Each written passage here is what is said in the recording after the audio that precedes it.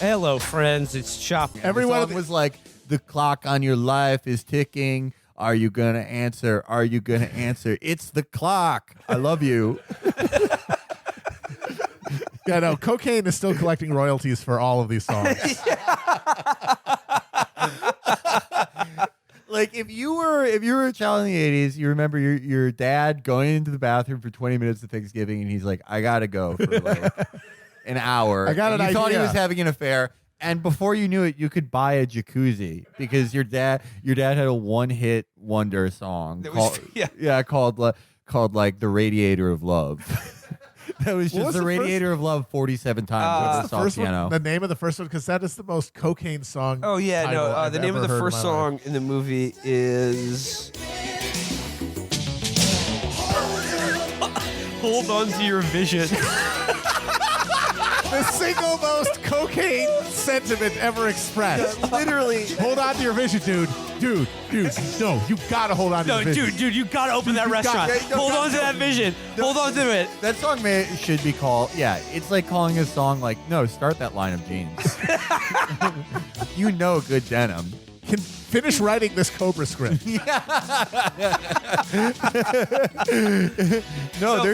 There should be an amusement park only for adults. So in the car, like, Stallone and Bridget Nielsen have a little date, and I like to think, in real life, maybe this was the moment where they fell in love. I believe it because in real the life. sparks just fly off the screen. Yeah, the chemistry There's between some them amazing is- chemistry it's- here. Say what you will about this movie, but they have the it was electric. It was like Bogart and Bacall. Oh, absolutely. They have a date. They go to No, dinner. but right before the date, we have the single most Bolsonaro dialogue, exchange conversation in this movie. Yeah. Where they're in the car and they're driving, and Bridget Nielsen says to Stallone, "There's all these crazy people everywhere. Why can't the police just put them away?" And Stallone goes, "Tell it to the judge." And she's like, "Well, sorry, what are you talking about again? What do you mean?" And he just goes, "We put him away. They let him out." And she just goes, "That's sick." And he goes, "Like I said, tell it to the judge." He says something, he fucks up and acts him really bad. And I wish I wrote it down, but it's something like, other people, I try to get him to see my point of opinion. Or something. He's like, But just like run through the blender of his mind. no, but this is like, I mean, it's like it's a stand-in for a lot of right-wing ideology, but especially, Brazil, where they're like, why doesn't someone just do something about all the favelas? Yeah, It's like, exactly. why don't we just all the people there? Why don't they just go away? And of course part of it is that it establishes crime as just a thing that psychos do. It's the result of sickos. There's no profit. There's no gained. economic relations involving crime. There's no like social pathology related to specific forms of production or anything. There's just sickos. Like they're just a bunch of guys who love murdering people. They want to do a new order where there's just murdering, where murder is the new currency. No, but also but crucially though, in the face of that, everything about civil society not only is unprepared to deal with the sicko army, like they want to help them. Yes, They want to surrender to them. Yeah, or like just let them out of prison so that they can do it again. I think the sicko should be the mayor. Yeah, That was Mayor Pete's platform. He was part of the Axe Gang caucus of the Democratic Party in South Bend. So then they stop at like a little gas station, and Bridget Nielsen and the uncle have a very tender scene where he's like, "Want some candy?" He gives her- No, you simpleton. he gives her, and he goes, "Yeah," like he says, "Cobra, he may look like a refugee from the 1950s, but he's real good at catching psychos." And he goes, "That's why he's on the zombie squad." And there's that phrase again. And then like, finally I'm we get an begging for answer. it. Finally, a stand-in for the audience, Bridget Nielsen character goes, "The zombie squad, what's that?" And the uncle replies, "The bottom line." And it's like, no, you didn't explain anything. That doesn't what mean the fuck does anything. that mean? Nothing. Nothing. Just The uncle is an imbecile. All he just has is like a bunch of cliche stock phrases in his head, at random. What? Just she could say anything, and she'd be like, "Well, what's the Zombie Squad? 23 Skidoo." He was a gym teacher for like one semester and got fired for extorting candy from children, but only remembers like 3 gym teacher phrases, and that makes up 90% of his vocabulary. Why is Cobra allowed to drive a 1950s muscle car and like not carry a badge? Or like specifically, what does he do for the Los Angeles Police Department? It's the way things are. It is what it is. What's the Zombie Squad? The choice of a new generation. All right, and then we see. So like, there's a little like roadside stop full of like little trinkets and bullshit, and there isn't. And of course, he spends the entire time touching he's everything. just like touching everything with his fucking greasy fingers, and it might. Maybe my favorite moment. There's so many of them. He's looking at a little bobblehead doll, and he picks it up and looks at it, and the bobble is just like bouncing up and down. And then he starts doing it. He starts shaking his head back and forth to mimic the toy, the trinket that he's playing with, like a fucking parrot would, like a fucking toddler. Not even a child. Like if your 6-year-old did this, you'd be like. I think he might have like delayed learning or something. Like a baby or a dog or cat could do this. This is like this movie. If it was actually about like this is just like an incredibly mentally slow murderous cop and how he sees the world, it would be genius. It would be like the most conceptual movie of the 80s. He's looking at some wind chimes and doesn't know where the noise is coming from. He sees a mirror and attacks it. Like, this is like, that's, I think, is the most amazing thing in this movie. Like, there are more explicitly insane scenes, but that might be the best because it's like, he wrote this. This character is him. And in his character, the coolest guy, the best cop, the guy who fucks the really, like, the fucking hot woman in the movie is just like, hey, I'm going to move my head like that. Like, that's what, like... Yeah, and while he's doing this insanely hot Danish model is going, ooh, damn. Look at those girls love a guy who barely has object permanence. She's doing peekaboo with him, like her heart is starting to melt to this, this childlike murderer who seemingly is just sort of a vigilante for the police department.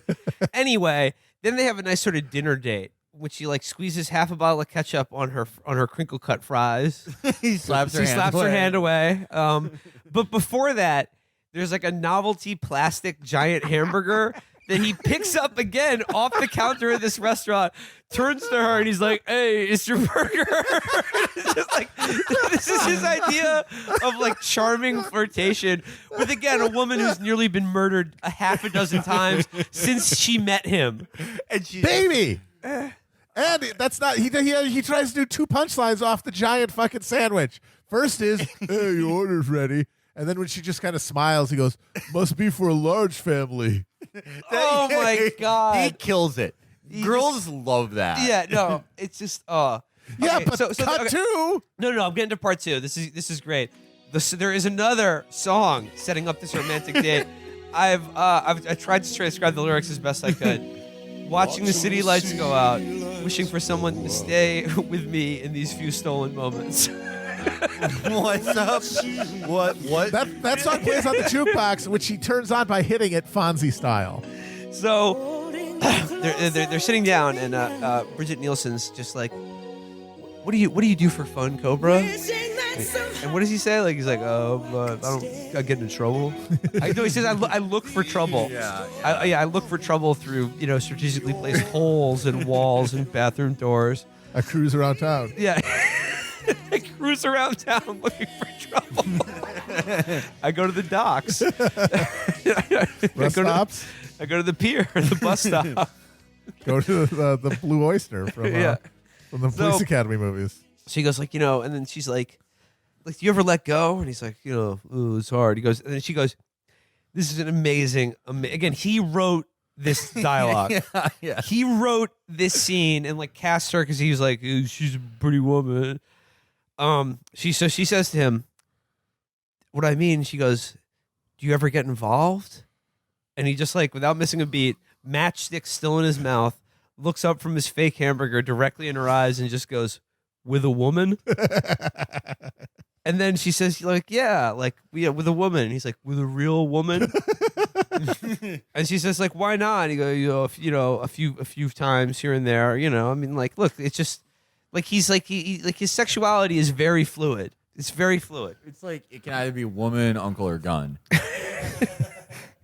So, and then what he said is, it'd be hard to find a woman who can put up with the way I live. Cutting up pizzas all over the place. Cutting up pizzas, Ripping shirts off of men. not owning a couch. Okay. I can having jewel pods all over the floor, using your using his living room as a storage room. Not having hand towels. Having, piles of gamer powder all over the place. Regular sized towels that you can use as hand. If you have a hand towel, you can't use it for your entire body if you're in a pinch. If you have a regular sized towel, you can use it. I'm nothing like Cobra. I'm absolutely nothing like Cobra. I don't know, man. I've been to that place. I'm nothing. I don't even know where my scissors are. Cobra is significantly more organized. That's true, actually. Socially adjusted than you are. I am very well socially adjusted. Okay, well, my next note here is I just in my notes here I said this movie is also about Felix. And then my next note is her and Cobra have sex. Sorry, it's not about Felix. No, there are things Cobra does that I do. I'm very charming to women. I know how to talk to them like Cobra does. Yes, you do. Yeah, women really do. Women find it charming. Yes, they do. Okay, they love talking about stretched res on Fortnite. They can never understand that. What we lost when they took that out. Now you have to fight the sickos who took away FOB. So yeah, she's like, so then they're back. For some reason, they're staying in the same motel room together. This is a normal thing that the police do. With, like for extra safety. And she's like, I can't sleep, Cobra. You keep clicking your gun. You keep pointing your gun at me and cocking the hammer back. Why are you doing that? She's like, gotta be prepared. No. So yeah, they have sex with the gloves on. Yeah. He does not take the leather gloves off. Never. It's pretty hot, actually. Then they get up in the morning, and the evil aunt has already made a phone call, and he sees her using a payphone to make a call. And is like, why didn't you use the phone in your room? And she's like, it was broken. And he's like, okay. Master detective. So they wake up in the morning, and they're like, well, where's